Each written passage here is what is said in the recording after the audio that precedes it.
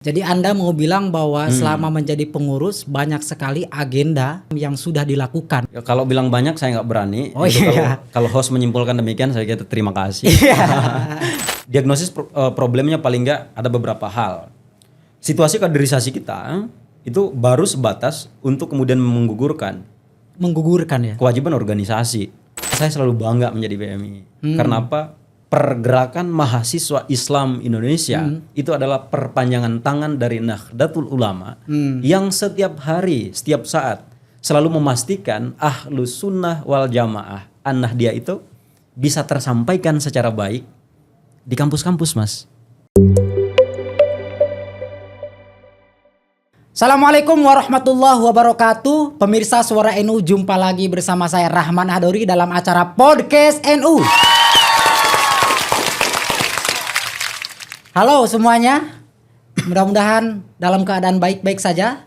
Sesi khusus kali ini kita akan membincang soal Kongres PMI, omon-omon Kongres. Kita tahu bahwa PMI sebentar lagi akan menggelar Kongres di Palembang, Sumatera Selatan. Dan tentu salah satu agendanya adalah memilih Ketua Umum PBPMI untuk periode 2024-2027. Nah, di sini sudah ada salah satu kandidat yang bisa kita ajak ngobrol, kita ulik gagasan apa yang dibawa, akan seperti apa PMI di tangan pemimpin baru. Yang pasti beliau adalah kader yang berasal dari timur, lahir di Tompong, Nusa Tenggara Timur, pernah menjabat sebagai ketua cabang PMI Kupang, sekarang Wasekjen PBPMI 2021-2024. Kita sambut Bang Hasnu Ibrahim. Gimana, Bang? Sehat? Alhamdulillah sehat. Luar biasa. Cuman situasi dompet aja yang belum sehat ini. Gitu ya? Ah, masa iya. Semoga senior bisa nonton kan. Kalau dompetnya lemes nggak mungkin kemarin bisa daftar kan? Iya. Oke, Bang. Kita tahu bahwa Abang sekarang pada posisi menjadi seorang kandidat organisasi besar kemahasiswaan, kepemudaan terbesar di Indonesia. Yes. Dan sebelum itu kan Abang menjadi kader PMI, menjadi pengurus PBPMI. Saya yakin kader-kader sudah tahu, tapi untuk mempertegas aja, untuk memantapkan aja, mungkin silahkan Bang, perkenalkan dulu namanya siapa, kemudian aktivitasnya sebagai apa, dan hari ini apa yang dikerjakan oleh Abang sebagai kader PMI. Silakan Bang. Oke, terima kasih Suara NU dimanapun pemirsa Suara NU yang selalu setia menemani tentunya. Terima kasih untuk telah memfasilitasi kita dalam konteks untuk mendiskusikan ide dan gagasan, itu satu hal. Untuk potret singkat perjalanan kita di PMI pada dasarnya itu dimulai dari PMI Cabang Kupang, Nusa Tenggara Timur Indonesia. Jadi situasi Kupang itu kan ibu kota provinsi NTT, yang kemudian di bagian timurnya itu perbatasan dengan Timor Leste, bagian utara atau selatan itu langsung berbatasan dengan negara Australia, di bagian baratnya itu langsung masuk zona Alki 3 tuh, alur laut Kepulauan Indonesia itu Laut Sawu. Nah, dan saya asalnya dari Flores, Kupang, Nusa Tenggara Timur, itu tempatnya almarhum orang tua kita Kiai Haji Muhyiddin Arubusman di Ende, tetanggahan tuh. Tentu perjalanan kita di PMI bukan lahir di ruang intelektual Naragading. Tetapi proses itu kemudian sampai per hari ini telah mencapai 11 menuju 12 tahun. Saya pikir satu perjalanan penghikmatan yang lumayan panjang. Setelah kemudian kita ber-PMI, alhamdulillah kita diamanahkan, dipercayai oleh sahabat-sahabat, sehingga memberikan satu kesempatan modalitas kepemimpinan kepada kita, mulai dari ketua rayon, lalu kemudian ketua komisariat, berlanjut jadi ketua cabang. Setelah kemudian kita paripurna, beres hikmat di cabang, kita mendapatkan penugasan secara khusus dari Korcap PMI Bali Nusra untuk kemudian menjadi inisiator pembentukan PKC persiapan di NTT. Karena situasi sebelumnya kita ngembangin PMI di beberapa titik di NTT seperti di Alor, lalu kemudian Sika, Maumere, termasuk di Ende, lalu kemudian di Manggarai dan di zona timur. Nah, sehingga dari proses-proses itu kemudian kita berpikir bahwa nafas gerakan ini harus tetap dijaga dan ditumbuh suburkan. Sehingga alhamdulillah situasi suksesi kepemimpinan nasional selesai, Kongres terpilihnya sahabat Muhammad Abdullah Sukri, dan tentu dengan segala hormat kita tentunya kita mendapatkan kesempatan untuk berproses belajar di Badan Pengurus Harian PBPMI dan diamanahkan menjadi wakil sekretaris jenderal PBPMI bidang politik, hukum dan HAM. Itu gambaran situasi di PMI-nya. Kemudian kalau gambaran akademik, saya dari sekolah dasar di tempat saya, lalu kemudian berlanjut ke Madrasah Sanawiyah Negeri di tempat saya juga, lalu kemudian saya lanjut di Madrasah Aliyah Negeri 1 di Kabupaten Manggarai Timur, NTT. Lalu kemudian saya berangkat ke Kupang, kuliah lanjutin studi S1 itu di Universitas Muhammadiyah Kupang. Masa Muhammadiyah yang ternyata NU. Ya, kayaknya NU yang menitipkan kita untuk belajar Islam pembaharuan di Muhammadiyah. Setelah kemudian berlanjut, setelah kita selesai S1, lalu kemudian kita berlanjut juga tuh di universitas yang sama, kita belajar ngambil tuh ilmu hukum, tetapi nggak selesai karena soal perkara finansial juga. Iya. Dan kemudian di Kupang juga kita ngambil belajar kuliah S2 di kebijakan publik di Jadi S1-nya lulus di mana berarti? Jurusan jurusan hukum. Aku di kelautan dan perikanan. Konsentrasinya pemanfaatan sumber daya perikanan. Itu yang selesai. Hukumnya nggak selesai sampai semester 5. Iya. Lalu kemudian berlanjut belajar soal kebijakan publik di Universitas Nusa Cendana. Itu pun nggak selesai karena memang soal finansial. Dan di 2019 itu kita memberanikan diri untuk bismillah OTW ibu kota Jakarta. Iya, mantap sekali. Jadi itu setelah di Jakarta kita alhamdulillah udah selesai ngelanjutin studi political science di Pasca Sarjana Universitas Nasional. UNAS itu kader PMI banyak di sana ya? Alhamdulillah banyak. Oke, perjalanannya sangat menarik, tapi saya pengen tanya dulu nih.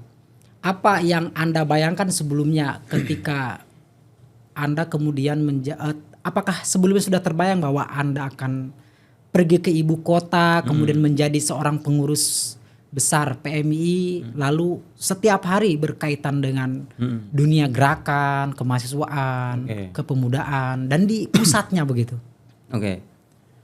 Nah, jadi situasinya kayak gini. Sejak awal memang ikhtiar kita untuk lanjut belajar dan berproses di PMI sampai kemudian mencalonkan diri bukan sesuatu yang tanpa kita rencanakan. Sebagai kader kemudian ada rencana-rencana yang kemudian tersusun rapat dan tersusun rapi, itu hanya kemudian langit yang mengetahui itu dan bisa menerobos itu. Lalu kemudian sahabat-sahabat ya paling penting di situ bahwa kita menunjukkan kalau kita betul-betul serius untuk kemudian mewakafkan diri kita mengabdi atas nama Pergerakan Mahasiswa Islam Indonesia. Situasi itu yang kemudian terus kita laksanakan. Nah, dalam konteks itu pada akhirnya kemudian kita menyadari alhamdulillah berkat PMI kita terutama saya secara pribadi telah mengajarkan banyak hal. Nah, dengan PMI kemudian saya dilatih sejak kemudian saya di komisariat dan di cabang soal bagaimana kemudian PMI sebagai kelompok masyarakat sipil, kekuatan masyarakat sipil yang telah bertransformasi menjadi masyarakat madani. Dua hal tuh yang berbeda dalam pendekatan political science-nya. Kalau masyarakat sipil itu adalah warga negara yang pada akhirnya dia punya hak dan kesempatan. Kalau masyarakat madani itu perkumpulan tuh dari sipil-sipil, lalu kemudian dia membentuk satu kekuatan. Sebut saja semisal PMI itu kan masyarakat madani. Apa yang menjadi tugas dan tanggung jawab PMI dalam konteks pendekatan itu? Nah, tentu tugas dan tanggung jawab PMI yaitu untuk menghubungkan kepentingan grassroots akar rumput dengan pemangku kebijakan. Dalam hal ini ruang kekuasaan. Tum Mahbub Junaidi, beliau menyampaikan ilmu itu bukan untuk ilmu, tetapi ilmu itu untuk diamalkan. Ada lanjutannya. Apa itu? Tugas daripada ilmu itu adalah bagaimana kemudian memanusiakan manusia dalam konteks bernegara dan ruang-ruang berpolitik, yaitu mewujudkan demokrasi kerakyatan. Itu spiritnya. Nah, dalam konteks itu artinya setelah kita belajar teori, konsep, materi-materi dalam PMI, ya tugas selanjutnya adalah bagaimana mengimplementasikan ilmu. Konkretnya kayak gimana? Ya kita selalu terlibat dalam konteks gerakan advokasi dan pendampingan. Ada pengalaman advokasi dan pendampingan cukup menarik pada saat saya di cabang, mengadvokasi beberapa skandal korupsi, lalu kemudian soal konflik agraria antara pemerintah dan warga. Kita mengadvokasi. Alhamdulillah kita didukung oleh publik. Ya, maka dalam konteks itu saya pikir ini penting untuk dilanjutkan dan diterjemahkan dalam konteks PBPMI. Karena PMI Nusantara punya banyak problem. Saya pikir. Siap. Oke, jadi tadi Bang Hasnu sudah menyampaikan gagasannya, pendapatnya, alasannya mengapa kemudian maju sebagai calon ketua umum PBPMI untuk periode 2024-2027. Tapi sejauh daripada itu kan kita mengenal Bang Hasnu ini sebagai pengurus harian PBPMI. Ngomong-ngomong, apa kontribusi Anda selama menjadi pengurus PBPMI? Oke, pertanyaan menarik nih. Semoga kita nggak riah ya, pemirsa. Tentu yang sudah kita lakukan, proses termasuk ini nanti nyambung sama visi misi yang kemudian kita dorong ke depannya. Tetapi back mind-nya, latar belakang berpikir kita sebenarnya bahwa pada hari ini yang kita bangun itu bukan lagi di level wacana ataupun narasi kosong. Tetapi kalau untuk kemudian mencari tahu tentang kita, periksalah kemudian rekam jejak dan rekam karya kita. Betul. Ya tentu belum terlalu sempurna, makanya konteksnya harus kita sempurnakan, kita lanjutkan dan kita tuntaskan. Kira-kira kan kayak gitu. Nah, sebut saja misalkan selama kami diberikan amanah tanggung jawab menjadi Wasekjen Polhukam, sudah mengerjakan banyak soal. Seperti misal kita konsen pada ruang-ruang isu pembangunan demokrasi, lalu soal isu-isu pemilu, soal isu korupsi, beberapa ruang kebijakan, lalu kemudian di situasi menghadapi Pilpres tahun 2024, pemilu presiden dan pemilu legislatif, melalui bidang Polhukam kita membentuk yang namanya pemantau pemilu PMI. Ini tindak lanjut satu, argumentasinya menjalankan perintah sejarah, akan tapi kita juga berinisiatif untuk memperbaharui ruang itu. Dan apa yang terjadi? Alhamdulillah setiap insan pergerakan yang pada hari ini sudah ditugaskan untuk menjadi pejabat publik, sebut saja senior-senior yang pada hari ini udah bekerja di KPU, Bawaslu se-Indonesia. Kita fasilitasin, kita jembatanin untuk kemudian mereka menyampaikan situasi dinamika politik pemilu dan demokrasi dalam konteks lokalnya di PMI melalui muda partisipasi. Itu ada sekitar 18 atau 19 pertemuan. Dan itu setiap beres kegiatan kita akan di-input, ada bahan, ada kajian, lalu kemudian kita buat tulisan. Itu menjawab soal argumentasi narasi besar ketua umum kita sahabat Muhammad Abdullah Sukri, PMI produktif. Jadi kita selalu produktif. Jadi Anda mau bilang bahwa selama menjadi pengurus banyak sekali agenda yang berkaitan dengan politik, hukum HAM yang sudah dilakukan, dan saat ini juga banyak sekali output yang juga ada bisa kita rasakan. Karena begitu ya? Ya kalau bilang banyak saya nggak berani. Kalau host menyimpulkan demikian saya kira terima kasih. Nah, tetapi itu misalkan satu ruang. Lalu ruang yang lain misalkan kita terlibat dalam gerakan isu lingkungan. Lalu kemudian kita juga terlibat dalam gerakan isu kelautan, perikanan, maritim, dan banyak soal melalui forum-forum ilmiah dengan melibatkan para pakar, guru besar, lalu para doktor, lalu kemudian praktisi yang kemudian expert di ruang itu. Nah, jadi tugas PMI itu sebenarnya masuk untuk terlibat dalam pusaran pergulatan itu. Oke. Bang Hasnu, ini menarik tadi yang disampaikan Bang Hasnu bahwa berkaitan dengan apa yang sudah dikerjakan Bang Hasnu sebagai Wasekjen PBPMI, ini ada kaitannya dengan gagasan. Nah, saya sekarang mau nanya gagasan. Oke, sebelum ke situ. Gimana tuh? Tadi itu bukan kerja saya, tetapi kerja kolektif. Konsep utama nilai yang kita bangun egaliter dan demokratis tentunya, bukan feodalistik. Mantap. Oke, Bang Hasnu. Jadi sebenarnya apa gagasan yang akan Anda bawa untuk PMI 3 tahun ke depan? Apa masalah yang akan Anda selesaikan di PMI? Nah, secara prinsip ada 3 pilar utama dalam visi dan misi yang coba kita bangun, yang kita tawarkan menuju Kongres PMI ke-21 12 sampai 14 Agustus di Palembang, Sumatera Selatan. Nah, jadi kita tuh punya kredo kepemimpinan yang coba kita usung. Kita bicara soal perfectum of PMI, victory of Indonesia. Perfectum of PMI merupakan satu narasi ataupun satu wacana berangkat dari situasi pembacaan kita terhadap perjalanan panjang organisasi ini. 64 tahun usia PMII. Kalau dianalogikan seperti usia manusia, maka PMI itu bukan lagi di usia orang dewasa. Akan tetapi ini menuju usia senja. Akan tetapi argumentasi sejarah dan ideologisnya, PMI harus betul-betul mempersiapkan diri secara baik. Menyambut apa? PMI emas 2060, 1 abad PMI. Nah, bahkan argumentasi lainnya bukan saja kemudian menyambut PMI emas 2060 hingga yaumil qiyamah, itu yang harus dipertanggungjawabkan. Nah, itu yang paling penting juga. Nah, akumulasi dari proses itu, rentetan fase perjalanan PMI dari situasi orde lamanya, lalu kemudian berlanjut ke orde baru, ikut terlibat dalam gerakan sehingga reformasi yang kita hirup pada hari ini hampir 23 sampai 25 tahun, gerakannya pasca reformasi. Lalu pertanyaan pentingnya dalam konteks perfektum, bagaimana kemudian gambaran ataupun desain PMI ke depannya dan apa yang harus kita kerjakan. Nah, dalam konteks perfektum yang kami maksudkan bukan saja situasinya adalah menyempurnakan. Tugas perfektum, PMI perfektum itu bukan saja untuk sekedar melanjutkan, tetapi melanjutkan yang baik, ya kan? Lalu kemudian terjadi proses dialektika untuk mengisi ruang-ruang kosong yang bagi kita penting untuk disempurnakan. Nah, lalu secara praksisnya kayak gimana? Paling nggak ada 4 atau 5 hal, gambaran big picture-nya, gambar besarnya. Satu, kita bicara soal metode kaderisasinya. Metode kaderisasi. Yes. Kemudian yang kedua, kita bicara soal pembacaan situasi kelembagaan organisasi. Lalu kita segera menuntaskan soal tools of analysis PMI, perangkat paradigmatiknya, pisau analisisnya harus dipertegas dan diperjelas. Kemudian selanjutnya kita akan melanjutkan dan menyempurnakan elektronik PMI. Nah, terakhir mempertegas soal situasi perjalanan panjang PMI dari dependensi, independensi, lalu kemudian interdependensi PMI dan NU. Saya pikir ini yang harus dibereskan. Ini menjadi tugas bersama, agenda bersama yang harus diselesaikan. Itu di ruang internal. Di kredo kita yang kedua, kita bicara soal victory of Indonesia. Memenangkan Indonesia. Memenangkan dalam konteks apa sih? Itu Mas, isu kemiskinan, kelaparan, soal gizi buruk, stunting, termasuk tuh pendidikan yang sangat dekat tuh sama aktivis PMI. Ya kan? Ini harus menjadi konsentrasi kita ke depan. Belum lagi kemudian isu soal pembangunan demokrasi, penegakan hukum, korupsi. Begitu kompleks Mas. Persoalan di Republik ini yang kemudian tugas dan tanggung jawab PMI harus masuk dalam perdebatan itu.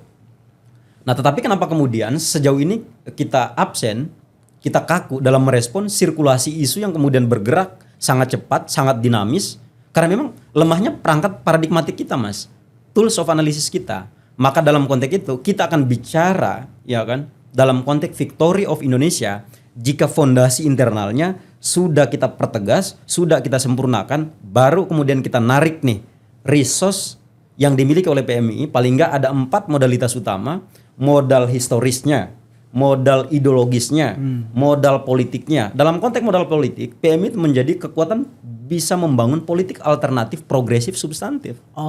Dan terakhir ke modal budayanya Mas.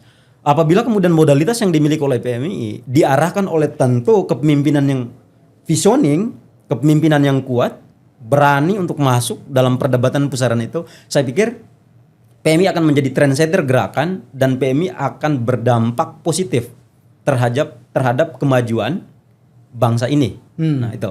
Nah, sehingga ini yang harus kita dorong ke depannya, Mas. Dalam konteks perfectum of PMI, tadi Anda menyinggung soal metode kaderisasi. Yes. Nah, saya ingin tahu apa yang Anda sempurnakan dari metode kaderisasi kita. Diagnosis problemnya paling enggak ada beberapa hal. Situasi kaderisasi kita itu baru sebatas untuk kemudian menggugurkan ya kewajiban organisasi. Nah, sehingga itu kembali lagi tuh narik dalam argumentasi itu mahbub. Ilmu itu bukan untuk ilmu. Nah, yang terjadi di PMI, kalau kita diagnosis secara bersama, jadi setelah ngasih tuh teori konsep, ya, seorang kader atau anggota dia baru sebatas memahami. Padahal pertanggungjawaban dari ilmu itu harus bermuara terhadap soal pengabdian. Nah, ke depan itu yang kita dorong, bahwa nyambung antara input, proses, ya kan. Lalu kemudian kita bicara soal di ruang ya mendistribusikan agar kemudian PMI bisa ngabdi secara baik untuk kepentingan nusa dan bangsa. Tapi pada prinsipnya Anda setuju dengan metode kaderisasi sekarang? Beberapa hal saya pikir sangat bagus, sangat sempurna. tinggal kemudian ada beberapa ruang dalam konteks cara pandang kaderisasi kita, metodenya harus diubah. Oke. Bahwa kemudian kaderisasi itu bukan saja untuk memastikan anggota dan kader diisi, ya kan, oleh pengetahuan, akan tetapi dia bisa bertanggung jawab mengimplementasikan teori konsep yang kemudian dia pelajari. Nah itu satu hal, diagnosis problemnya, makanya kita cari ini formulasinya. Kemudian yang kedua, kesadaran kaderisasi di PMI, Mas. Itu belum kemudian seorang kader betul-betul dia menyadari, ya kan, untuk ruang bertumbuh dan bergerak, berkembang, bukan. Tetapi situasi politis organisasi. Sebut saja orientasi kader, misalkan ngikut PKL, pasca PKL itu menjadi ketua cabang, atau kemudian dia menjadi pengurus inti di cabang, menjadi badan pengurus harian, atau bahkan PKN. Orientasi PKN-nya itu bukan kemudian dia ingin belajar konsep, belajar teori, lalu dia mengimplementasikan, mengamalkan. Tujuannya untuk nyalon. Untung kan saya PKN-nya bukan dekat-dekat Kongres. Oke, Bang Hasnu, ini saya mau menyampaikan satu persoalan yang sempat ramai dibahas di internal kader PMI, bahwa kaderisasi kita dianggap melelahkan karena terlalu banyak. Misalnya ada Mapaba, PKD, PKL, PKN. Lalu Kopri itu selain dia wajib yang 4 ini, ada juga SIG, SKK, SKKN. Dianggap melelahkan. Bagaimana cara Bang Hasnu mengefektifkan ini? Katanya tadi pengen menyempurnakan. Apakah Bang Hasnu akan menghapus misalnya satu tahapan kaderisasi itu, atau justru akan menyempurnakan tentu dengan metode-metode yang tadi disampaikan? Nah konteks itu saya pikir spiritnya bagus, ya kan, spiritnya bagus. Tetapi ada beberapa ruang yang kemudian kita pangkas. Jadi sistem yang sudah dibangun itu sebenarnya bagus jika kemudian ditopang dengan pendekatan yang tepat. Pendekatan ya kan? Apa itu maksudnya? Ya sejauh ini kan gini, situasi proses kaderisasi formalnya dari Mapaba, PKD, PKL sampai PKN, lalu Kopri dia tuh double job tuh. Iya. Ya kan, dia selain ngikut pendidikan formal yang di PMI, tetapi dia harus juga ngikut pendidikan formal yang ada di Kopri. Nah, sehingga apa yang menjadi ruang formulasi kita ke depan? Nah, yang nggak terukur selama ini, Mas, itu situasi variabel untuk kemudian mengukur. Kalau misalkan situasi bahwa bangunan pengetahuan itu dia bisa mapan di level tertentu, maka saya pikir ini udah bisa take over. Masih banyak kemudian PR yang harus seorang kader bisa kerjakan.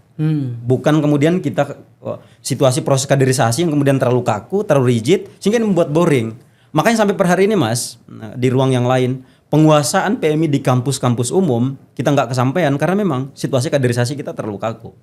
Padahal kalau kemudian situasinya betul-betul tetap dibuat substantif, ya kan gini, setiap jenjang kaderisasi ada di PMI itu kemudian dia kan punya tujuan, ada tujuan umum dan tujuan khusus, ya kan. Nah situasinya kemudian harus kita pangkas, tetapi ada variabel ukurnya dalam konteks untuk menguji atau membuat semacam ini layak, nah ini tepat, ini udah pas gitu. Kan itu yang nggak terjadi selama ini. Nah, saya pikir di situ, Mas. Oke. Satu hal lagi, misalnya ini masih berkaitan dengan organisasi, karena bicara kaderisasi, kalau kata Mahfud Junaidi kan ibarat sepiring nasi, sangat penting, sangat pokok, fundamental. Bahwa kader-kader kita yang berkualitas, saya pernah mengundang di sini kader-kader PMI yang sudah kuliah di Jerman, di Australia, di luar negeri. Dia mengaku berhenti di kaderisasi PMI, ikut bergabung dengan PMI karena itu tadi persoalannya adalah dia tidak terakomodir. Jadi orang-orang yang pintar ini dianggap terpinggirkan. Nah, bagaimana cara Bang Hasnu ketika nanti menjadi ketua umum untuk mengakomodir orang-orang yang dianggap punya kelebihan, dia secara politik tidak begitu terampil, tetapi bicara soal ilmu pengetahuan lain, dia sungguh sangat bisa dibanggakan lah sebagai kader PMI. Saya pikir spirit dan nafasnya sudah diletakkan oleh pimpinan kita, sahabat Muhammad Abdullah Sukri. Misalkan dengan begitu banyak lembaga-lembaga profesional, ya kan, yang kemudian dibangun di BMI, itu lembaga semi otonom kan, banyak lembaga-lembaga profesional. Tetapi sekali lagi, Mas, di konteks penyempurnaan dan melanjutkan ini, penyempurnaan, melanjutkan dan mempertegas itu, ya sejauh ini setelah kemudian kelembagaan itu ada, lalu output outcome benefitnya nggak jelas, nggak tepat, ya ngapain, ya kan? Lebih baik kita efektifkan barang ini. Ya karena memang situasi kita juga kan selain belajar di internal kelembagaan BMI, kita juga belajar eksternal. Bahkan kemudian cara pandang kita pada saat kemudian kita bergumul atau bergulat dengan kelompok-kelompok profesional, kita akan mengalami patahan di awal, Mas. Jadi mau dibuat ramping. Ya, jadi ramping tetapi kemudian betul-betul yang on base. Ya kan, situasi kebutuhan kader atau kebutuhan alumni yang lahir dari ruang-ruang profesional yang kemudian dia konsen sama disiplin fakultatifnya. Oke. Nah, maka dalam konteks itu step kita dalam konteks perfektum itu ada beberapa hal. Setelah metode kaderisasinya disempurnakan, lalu kemudian kita baru lanjut ke situasi pembacaan kondisi kelembagaannya. Kelembagaan begitu banyak, efektif nggak sih? Atau kemudian bisa kita mangkas, malah kita nambahin satu lembaga yang kemudian kalau misalkan di level negara, Mas, negara itu sebelum mengambil satu kebijakan, formulasi kebijakan, jadi ada satu badan khusus yang namanya Badan Statistik. Dia itu kemudian tugasnya untuk melakukan survei. Oh, di Kementerian A isunya ini nih belum diatasi, angka sekian nih angka kemiskinannya. Oh, tugasnya Mensos nih, ya kan? Atau tugasnya lembaga mana nih? Saya pikir di PBPMI itu yang penting, Mas. Oke. Ada satu lembaga yang kemudian kerjanya itu mengawal, dua lembaga utama. Satu mengawal kinerja aparatur, kemudian yang kedua mengawal kinerja kaderisasi. Tetapi tugas lembaga ini dia berbicara kekuatan magnetnya adalah data. Ya kan? Nah, jadi ini yang penting untuk kita dorong. Untuk kemudian dia yang semacam melakukan evaluasi. Ini sudah sejauh mana nih keberhasilan kaderisasi? Oh, problem kaderisasi di mana? Dia udah bicara on base data. Tidak lagi kemudian berangkat dari ruang asumsi. Nah, kan gitu. Nah, itu langkah progresifnya. Kemudian selanjutnya kita akan melanjutkan dan menyempurnakan elektronik PMI. Ini warisan legasi yang sangat bagus di bawah priorisasi ini. Nah, tetapi apa yang menjadi koreksinya? Politisasi elektronik PMI ini yang harus dihindari. Emang ada? Ini yang harus diakhiri. Ya kabarnya kayak gitu. Ya kan. Nah, kemudian selanjutnya situasi kita akan belajar akan menuntaskan paradigma. Kemudian terakhir kita akan bicara soal posisi PMI NU. Ini harus dipertegas. Itu ruang internalnya, Mas. Bukannya sudah tegas ya posisinya ya? Wah, sejauh ini kan kalau kita baca sejarah 1960-72 kita tuh kan dependen tuh. 1972 Deklarasi Unerjati kita independen, lalu kemudian 1983 kalau aku nggak salah penegasan Cibogo kita kan kembali ke interdependensi. Fase sejarah ini, bahan sejarah ini harus kita baca. Hari ini kemudian penting untuk kita tegaskan. Anda mau mempertegas interdependensi? Saya lebih tertarik ke ruang itu. Karena apa? PMI itu kan punya beberapa prinsip, punya beberapa nilai. Salah satu yang paling kuat dan melekat di PMI itu adalah nilai kemahasiswaannya. Oke. Konteks mahasiswa ya kan syarat dengan ruang-ruang idealismenya. Tugas dan tanggung jawabnya, kira-kira seperti itu. Iya, saya ingin menyampaikan juga ini masih berkaitan dengan kelembagaan PMI, berkaitan dengan kaderisasi yang mana sudah menjadi bukan rahasia umum lagi bahwa untuk menjalankan aktivitas kelembagaan itu membutuhkan pembiayaan yang cukup besar. Langsung saja ya. Bagaimana strategi Anda dalam upaya pendanaan organisasi? Apa yang Anda lakukan ketika menjadi ketua umum nanti? Gambar besarnya kayak gini.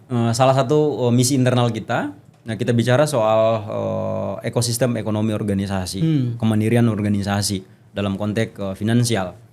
Bahwa ke depan gambarannya adalah ada semacam satu yayasan. Yayasan tersebut kemudian punya dua tugas. Satu, dia ngurus program yang bisa dikolaborasikan, disinergikan dengan senior-senior yang udah di ruang kekuasaan atau bahkan ya iuran senior-senior yang kemudian ya bisa mengikhlaskan, mewakafkan soal menitipkan sebagian hartanya untuk kepentingan PMI tentunya. Nah, lalu setelah akumulasi misalkan kita mendapatkan pos-pos anggaran tersebut, anggaran itu baru kita berjalan di step kedua. Kita akan pergunakan untuk agar yayasan atau lembaga yang akan kita bentuk, kita dorong ini ke depan, dia bisa kemudian bergerak ke dalam konteks ruang profit, ruang bisnis. Bisnis yang kemudian konkret bisa dieksekusi oleh PMI. Menghasilkan barang. SDM-nya dari mana nih? Ya kelompok-kelompok profesional tadi. Misalkan kader dan alumni yang kemudian sangat ekspor. Kira-kira namanya lembaga apa itu Bang Hasno? Ya ini poin umumnya ya misalkan Yayasan Bintang 9 atau apa gitu.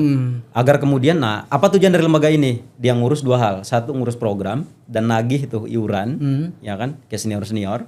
Kemudian yang kedua keuangannya dia akan pergunakan untuk ngurus bisnis organisasi ya kan, akan mendapatkan profit. Nah, bagaimana quality controlnya?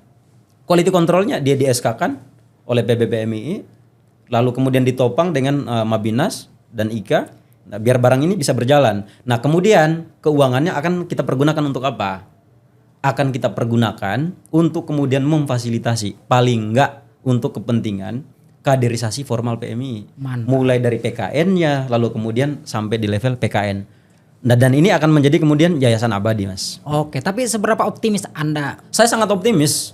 Sangat optimis. Karena kita udah pernah menerapkan itu. Tetapi karena memang ya kewenangan kita masih terbatas, maka dalam konteks itu ya itulah salah satu alasan bagi kita ini untuk penting dilanjutkan, idenya udah nemu, cara mengeksekusinya bisa, dan tentu dalam konteks diskusi untuk ruang ini biar lebih mantap, lebih rapi, pasti kita akan temui senior-senior yang sangat konsen di ruang ini. Oke. Tadi Bang Hasnus sempat nyinggung soal dinamika organisasi ya. Soal SK sampai adanya demonstrasi dan lain-lain. Apa yang Anda akan lakukan untuk mengendalikan setiap persoalan di dalam internal organisasi PMI? Pointer yang aku dapat, secara prinsip kan kita itu punya prinsip, punya nilai dan punya strategi, Mas. Untuk bagaimana kemudian memimpin organisasi ini.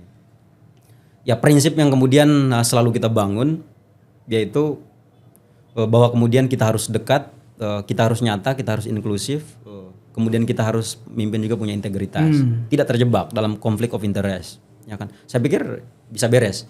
Lalu nilai apa yang kemudian kita jalankan kalau misalkan kita diamanahkan dan dipercayakan oleh pimpinan-pimpinan ketua cabang dan PKC PMI Indonesia? Nah, tentu ada beberapa nilai yang bagi saya itu sangat tepat untuk digunakan di PMI. Satu, memang kita harus egaliter. Bahwa kemudian segala kebijakan itu bukan berangkat secara tersentral, tetapi melalui satu proses input dari bawah. Kemudian situasi demokratis ya, Mas, soal dialogisnya, ruang itu harus ada. Nah, baru kemudian kita ngambil tuh ruang kebijakan. Kenapa kemudian kita terlalu terjebak, alot dalam ruang itu? Ya karena memang terkadang nilai yang kita bangun itu paradok sama bangunan pengetahuan awal yang kemudian kita miliki. Saya pikir kalau kita terbuka dalam konteks itu ya sangat cepat selesaikan. Dan yang menjadi disclaimer saya, situasi ngurus nata internal organisasi ya kalau kita trenin 20 sampai 25% aja. Paling banyak arah kepemimpinan kita ke depan itu kita bicara soal isu eksternal. Menarik dan mudah-mudahan terwujud Bang Hasnu. Nah, tapi saya ingin juga menyampaikan bahwa salah satu tantangan kita ini juga masih berkaitan dengan kondisi SDM kita. Bahwa tantangan kita kan namanya makhluk sosial pasti berkaitan dengan tantangan zaman yang ada. Misalnya generasi Z. Generasi Z ini diasumsikan orang-orangnya instan, pengennya instan, kemudian malas baca buku, malas diajak diskusi. Bagaimana cara Bang Hasnu membangkitkan semangat literasi itu di internal PMI? Nah sebelum ke arah itu tentu kami secara pribadi momentum kongres ini menawarkan 3 pilar utama yang menjadi racikan daripada argumentasi besar, wacana besar, gagasan besar yang kemudian kita bangun dan sebagian udah kita kerjakan. Kita tuh punya kredo bahwa fase ini adalah Kongres PMI ke-21 ini perfectum of PMI, victory of Indonesia. Itu kredo besar yang kemudian kita usung. Kita menempatkan Kongres sebagai ruang untuk di mana kader-kader terbaik yang dimiliki oleh PMI Nusantara untuk membawa ide dan gagasannya untuk kemudian didiskusikan di konteks momentum Kongres ini. Lalu kemudian visi kita jelas PMI untuk Nusantara tentu ada 3 variabel ukur, maju, berdaulat dan berkelanjutan. Agar apa? Agar kemudian 2 pilar utama yang kita pikirkan tadi, bicara soal perfectum, ini narasi internal organisasi atau wacana internal, bicara soal victory, bicara soal narasi wacana eksternal, akumulasi dari 2 pekerjaan ini baru kemudian kita bicara PMI untuk Nusantara. Dalam konteks apa tuh? Ya di level negara misalkan dengan munculnya Ibu Kota Nusantara ini kan sebagai simbol transformasi bangsa maju dan modern. Nah PMI juga harus berani dong masuk dalam diskursus itu. Nah dalam konteks itu akumulasi dari pekerjaan-pekerjaan ini tugas PMI itu adalah membicarakan soal bagaimana masa depan dari bangsa ini. Gitu. Untuk ngajak kader saya pikir ya, ruang pendidikan formal di PMI terlalu banyak, non formal juga banyak, non formalnya juga ada. Dilakukan. Tinggal kemudian pengurus yang distruktural mau nggak untuk menjalankan ini. Saya pikir kalau gambarannya sudah ada, lalu sistemnya sudah ada, tinggal kemudian penanggung jawabnya. Ini harus memastikan jenis-jenis pendidikan formal yang ada di PMI harus bisa dikerjakan secara baik. Oke. Sangat menarik Bang Hasnu, dan yang paling penting implementasi dari Yes. wacana visi misi yang disampaikan Bang Hasnu tadi itu benar-benar bisa terrealisasi. Tapi saya juga ingin coba masuk kepada proyeksi yang dimana bangsa kita Indonesia akan menjadi bangsa yang maju. Oke. Sebagaimana prediksi dari Forum Ekonomi Dunia, misalnya kita akan masuk menjadi negara yang maju pada 2045. Oke. Salah satu tantangannya adalah soal pengendalian kecerdasan buatan, teknologi Oke. informasi. Dan kader-kader muda NU, kader-kader muda PMI termasuk SDM warga bangsa Indonesia itu diarahkan ke sana semua. Oke. Bagaimana cara Bang Hasnu mendorong kader-kader kita agar bisa mengendalikan setiap tantangan teknologi, transformasi teknologi tadi? Oke. Nah, oke, itu masuk nyambungnya adalah ini soal gagasan-gagasan, ada 9 peta jalan eksternal yang kemudian Oke. kita dorong. Nah, jadi ada beberapa isu prioritas yang menjadi kemudian konsentrasi PMI ke depannya jika kami diamanahkan. Satu, kita bicara soal geopolitik dan keamanan, itu satu hal. PMI kita ngajak tuh, PMI yang kemudian paham bicara soal ini kita fasilitasin untuk kemudian konsen membicarakan soal itu. Kemudian yang kedua bicara soal ekonomi dan perdagangan, ini penting. Ini tetapi dalam bingkai soal geoekonomi, politik dan strategi yang diajarkan di PMI, terutama PKN tuh. Biar kader-kader pasca PKN tuh nih suruh nih kita dorong tuh ke arah ini untuk terlibat dalam konteks itu, ya kan, masuk agar kemudian betul-betul konkret. Kemudian selanjutnya kita juga konsen bicara soal teknologi dan informasi. Oke. Nah, dalam konteks itu kita punya strategi. Dari 12 strategi transformasi kepemimpinan organisasi ke depannya. Ada 12 tuh. Visi misi kita tuh udah kita jabarin. Nah, masuk dalam satu strategi kita yang namanya PMI digital. Nah, konteks PMI digital ini adalah kesadaran di mana kita semua tahu revolusi industri 4.0, bahkan di beberapa negara seperti Jepang semisal, mereka tuh udah masuk dalam diskursus PMI 5.0. Ya kan? Nah, sehingga bagi saya hari ini situasi realnya di organisasi udah kita praktekkan. Semisal elektronik PMI. Platform ini kan sangat bagus menjawab soal kebutuhan organisasi. Betul. Akan tetapi kedepannya penting untuk kita sempurnakan dan kemudian kita lanjutin dan muncul beberapa inisiatif-inisiatif baru yang kemudian bisa menjawab soal kebutuhan pada hari ini. Artinya apa? Poin saya itu bahwa di soal PMI digital, percepatan arus informasi dan teknologi itu harus berbanding lurus dengan pemahaman kita sebagai satu kelompok. Kalau enggak, kita akan ketinggalan kereta, Mas. Saya pikir ini menjadi satu kebutuhan soal teknologi informasi. Kemudian kita bicara juga soal isu lingkungan. Kita bicara juga soal isu pendidikan. Lalu kita bicara juga soal isu kelautan, perikanan maritim. Oke. Bahkan isu-isu yang lain. Siap. Jadi sekali lagi penegasannya adalah kepemimpinan kita ke depannya kalau kita diamanahkan dan dipercayakan, maka dalam konteks itu tentu kita mengajak nih sahabat-sahabat PMI Indonesia untuk menjadi subjek utama yang kemudian menggerakkan pergerakan. Bahwa saya meyakini resource kita sangat luar biasa. Pemahaman kader-kader kita tuh sangat luar biasa. Tinggal selanjutnya adalah apa konsep konkret kita untuk menampung nih seluruh resource yang kemudian dimiliki ini. Lalu kemudian yang paling sulit Mas di PMI itu bukan ide dan gagasannya, soal pertanggungjawabannya. Karena terkadang setelah kita diskusi merumuskan sesuatu, ruang pertanggungjawaban itu yang nggak kita kerjakan. Nah, ke depan tentu kita membutuhkan kepemimpinan yang kemudian secara konsepnya bagus, lalu eksekusinya juga bagus. Oke, itu yang paling penting ya. Yes. Oke, Bang Hasnu, lebih dari itu bahwa di dalam pergerakan mahasiswa Islam Indonesia PMI itu ada Islam, nilai-nilai Islam. Oke. Artinya di sana ideologis. Berkaitan dengan ideologi akidah kita. Bagaimana strategi Bang Hasnu untuk memperkuat ideologi di tengah arus teknologi tadi? Ada 3 formulasi kita di ruang itu. Argumentasinya adalah bahwa ke depan metode gerakan, metode kaderisasinya harus kita perbaharui. Dan ada loh visi misi kita. Itu pointer ke-1. Bahwa ke depan kita akan menempatkan Aswaja dan NDP pada isu-isu sosial kontemporer serta tantangan zaman. Ini harus kita jawab. Metode kaderisasi yang kita sempurnakan, metode dakwahnya kita sempurnakan, dan metode gerakannya harus kita jalankan dan kita sempurnakan. Akumulasi dari 3 pekerjaan ini, 3 metode ini akan melahirkan dan itu bisa menjawab soal gerakan itu. Saya pikir resource PMI itu milenial dan Gen Z, ya kan? Sangat mungkin untuk PMI itu sangat masif di sosial media untuk kemudian mengkampanyekan dan memastikan Islam Ahlus Sunnah wal Jamaah plus nih ya kan? An-Nahdiyah itu bisa dimasyarakatkan gitu loh. Iya. Bisa dibumikan, kira-kira kan kayak gitu. Dibumikan. Agar kemudian barang ini bisa konkret. Nah, saya pikir ruang ini ya sudah kita pikirkan, tetapi gambaran secara rigidnya ya, waktu nggak cukup untuk kita bicarakan di podcast. Iya. Yang penting semuanya mudah-mudahan bisa dilakukan, terutama berkaitan dengan dakwah ya tadi. Pasti. Islam Ahlus Sunnah wal Jamaah. Nah, ini satu hal Mas, itu penambahan di ruang itu saya pikir penting. Di titik itulah kemudian saya selalu bangga menjadi PMI. Karena apa? Pergerakan mahasiswa Islam Indonesia itu adalah perpanjangan tangan dari Nahdlatul Ulama yang setiap hari, setiap saat selalu memastikan Ahlus Sunnah wal Jamaah An-Nahdiyah itu bisa tersampaikan secara baik di kampus-kampus, Mas. Itu. Makanya kita selalu meyakini selama kemudian PMI masih ada, NU akan tetap berdiri kokoh dan NKRI ini ya kan tetap berdiri kokoh.